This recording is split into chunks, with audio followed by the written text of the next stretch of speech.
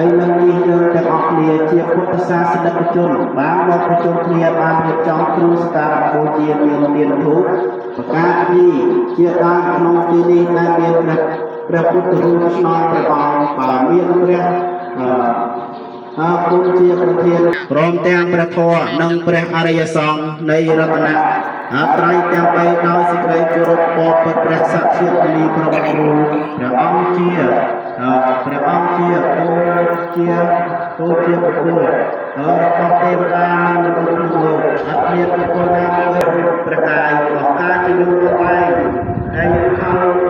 ទេវរំលាយព្រះបាទព្រះសិក្ខាព្រះហើយវិសុទ្ធធម៌អត់ត្រង់ព្រះគុណរបស់ព្រះអង្គក៏នៅមានប្រកបទាំងព្រះសិរីប្រធាននិងព្រះពុទ្ធរូបស្នងព្រះអង្គក៏នៅមានប្រកបដែរសូមព្រះមានភាពជាព្រះបរមសាស្តាទ្រង់ព្រះ